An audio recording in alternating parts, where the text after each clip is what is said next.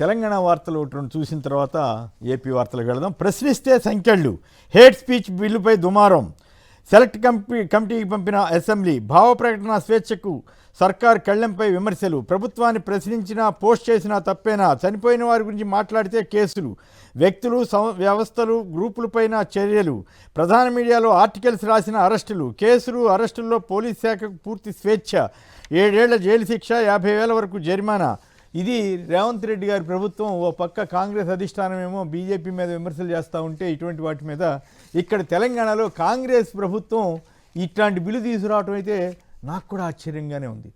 బహుశా ఏపీని స్ఫూర్తిగా తీసుకుని రేవంత్ రెడ్డి గారు పనిచేస్తున్నారా, లేకపోతే ముందు నువ్వు పెట్టు తర్వాత మేము వాడుకుంటామన్నారా వాళ్ళు? ఎందుకంటే వాళ్ళు ఇప్పటికే అక్కడ ఒక కమిటీ ఏర్పాటు చేశారు సోషల్ మీడియా మీద. ఇప్పుడు ఈయన బిల్లు తీసుకొచ్చారు. బిల్లు తీసుకొస్తే మిత్రపక్షాలైన సిపిఐ ఎంఐఎం కూడా వ్యతిరేకించాయి, బీజేపీతో పాటు బీఆర్ఎస్ ఎటు వ్యతిరేకించింది. సో ఇలాంటి బిల్లులు తీసుకొచ్చి రేవంత్ రెడ్డి గారు ఈ సమాజాన్ని ఏం చేయదలిచారు? ఆల్రెడీ ఉన్న చట్టాలు సరిపోవా? కేసీఆర్ వల్లే నాకు గుర్తింపు, రావణాసురుడి వల్ల రాముడికి పేరు వచ్చిన మాదిరిగానే ఆయన వ్యాఖ్యానించారు. సరే, రాజకీయ వ్యాఖ్యలు ఇవన్నీ ఎట్లన్నా కానీ ఇంకోటి ఏంటి ఇంట్రెస్టింగ్ వ్యాఖ్య, కేసీఆర్ను గృహ నిర్బంధం చేశారని అనిపిస్తోంది అన్నారు. మండలి నుంచి బీఆర్ఎస్ ఎమ్మెల్సీలు సస్పెన్షన్. తర్వాత పొంగిలేటిపై స్వతంత్ర న్యాయ విచారణకు ఆదేశించండి, మంత్రివర్గ పదవి నుంచి బర్తరఫ్ చేసి సిట్టింగ్ జడ్జితో విచారణ జరిపించండి అని గవర్నర్కు బీఆర్ఎస్ వినతి పత్రం. కల్తీపై కొరడా జల్పిస్తామని ముఖ్యమంత్రి గారు, ఉత్తమ్ రెడ్డి గారు వీళ్ళందరూ చెప్పారు. 21 నెలల్లో 5.5 లక్షల ఇళ్ళు కట్టేశామని చంద్రబాబు గారు చెబుతున్నారు. కూటమి ప్రభుత్వం పేదలకు ఇచ్చే ఇళ్లను ప్రాధాన్యతకి ఇదే నిదర్శనం అని కూడా ఆయన చెప్పుకున్నారు. జగన్ 5 ఏళ్లలో కట్టింది 6 లక్షలేనని కూడా ఆయన చెప్తున్నారు. సో కనీసం 6 లక్షలని ఒప్పుకున్నారు.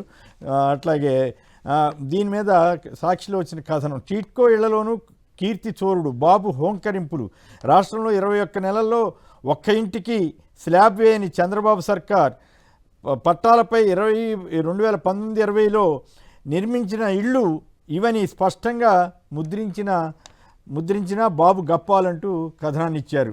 ఇక ఇళ్ళు లేని పేదలు ఉండకూడదన్నదే లక్ష్యమని చంద్రబాబు గారు చెబుతున్నారు. మరి ఆయన నిజంగానే ఇందాక మన పురుషోత్తం గారు అన్నట్లు మరి ఎంతమంది ఇళ్ల స్థలాలు పట్టాలు ఇచ్చారు ఏంటి అనేది మనం ఇప్పుడు ఈ అంశంలోకి వెళ్ళేప్పుడు మాట్లాడదాం. వైసీపీది దింపుడు కళ్ళం ఆశ, ప్రభుత్వ వ్యతిరేకత కోసం చూస్తోంది, అది జరగదని కూడా చంద్రబాబు గారు అన్నారు. మరి అదే టైంలో నిన్న మీటింగ్లో ఆయన ఇందాక విన్నాం కదా ఆయన వీడియో, డబ్బులు సరిపోవటం లేదు, ఆదాయం చాలట్లేదు, కేంద్ర సాయం వడ్డీలకే సరిపోతుంది, మరి అప్పులు తెచ్చి సంక్షేమం అమలు చేస్తుందని చెబుతున్నారు. అంటే మరి సంపద సృష్టి ఏమైపోయింది? మరి ఆయన చెప్పే మాటలు ఎంతవరకు తీసుకోవాలి? మరోవైపు పేదరికం లేని సమాజం, పేదరికలు P4 ద్వారానే దత్తత తీసుకోవడం ద్వారానే పేదరికం పోతుందని చెబుతున్నారు. తిరుపతి 1 ప్రాజెక్టు ముసుగులో 100 కోట్ల అవినీతి, భూదందాకు సూత్రధారి పాత్రధారి లోకేషే అంటూ భూమన కరుణాకర్ రెడ్డి గారు మాజీ టీటీడీ చైర్మన్ ఆరోపణ చేశారు. నైట్కి ఎంత తీసుకుంటావు? బిగ్ బాస్ కంటెస్టెంట్కు అంటే పోటీపడిన వ్యక్తికి ఇన్స్టాలో టీడీపీ నాయకుడి వేధింపులు, సోషల్ మీడియాలో వైరల్. ఇటువంటి వాళ్ళ మీద చర్య తీసుకోరు. మామూలుగా ఇతరత్ర అధికార పక్షం వాళ్ళు ఏం చేసినా నడిచిపోతూ ఉంది. ఇటువంటి వాళ్ళ మీద కదా పోలీసులు చర్య తీసుకోవాల్సింది. ఎమ్మెల్యేకు 10 లక్షలు లంచం ఇచ్చానని టీడీపీ ఆయనే చెబుతున్నారు ఆదోనిలో. అది పరిస్థితి. అమరావతి చట్టబద్ధత తీర్మానం పనికిరాదు అని బొత్స గారు అన్నారంట. అసలు మూలపేట ఇష్యూని వదిలేసి దీన్ని హైలైట్ చేసుకున్నారు. మరి కౌన్సిల్లో ఎందుకు పెట్టలేదు అన్నదాన్ని మాత్రం హైలైట్ చేయకుండా ఎల్లో మీడియా వారు రాసుకున్నారు బొత్స గారు చేసిన వ్యాఖ్యల మీద. ఇక మంత్రి నారాయణ గారు అమరావతిపై విషం కక్కారంటూ ఆయన ఆరోపణ. ఎవరు విషం కక్కారు, ఏం చేశారు?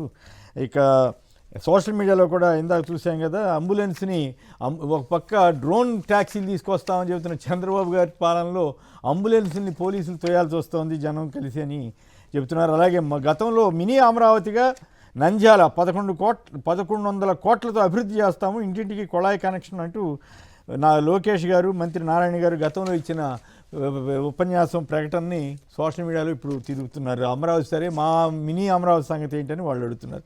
అలాగే మోడీ గారిని గతంలో చంద్రబాబు గారు ఎన్నెన్ని విమర్శలు చేసింది, ఏ రకంగా దూషణ ఏమన్నారు, బీజేపీకి సహకరించే వాళ్ళు దేశద్రోహులని కూడా అన్నారు. మోడీ గారు త్వరలోనే మాజీ అవుతారని కూడా ఆయన అన్నారు. కానీ చివరికి ఇప్పుడు ఆయనతోటే ఈయన కలిసి ప్రయాణం చేస్తున్నారు.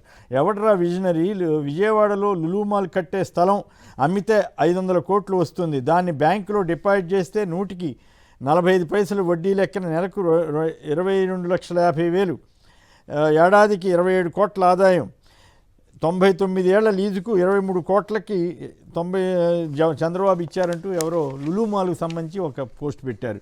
ఇంకొకటి పాత తవ్వకాల్లోంచి తీశారు. ఎన్టీఆర్ మృతిపైన ఇకనైనా విచారణ జరపాలని హరికృష్ణ అప్పట్లో డిమాండ్ చేశారు. ఆయన మృతిని తెలుగుదేశం వారే వివాదాస్పదం చేశారు, కానీ విచారణ చేయమంటే మాత్రం చేయలేదు. అలాగే తీరంలో చీలిక అంటూ బంగాళాఖాతంలో 300 కిలోమీటర్ల ఫాల్ట్ లైన్ అంటూ అప్పట్లో విశాఖని ఎగ్జిక్యూటివ్ క్యాపిటల్గా జగన్ గారు ఆలోచన చేసినప్పుడు ఎల్లో మీడియా రాసిన, ఇది ఈనాడు వాళ్ళు రాసిన అబద్ధపు కథనం అనండి, లేకపోతే విషపూరిత కథనమా ఏంటనేది ఎవరికి వాళ్ళు నిర్ణయించుకోవాలి.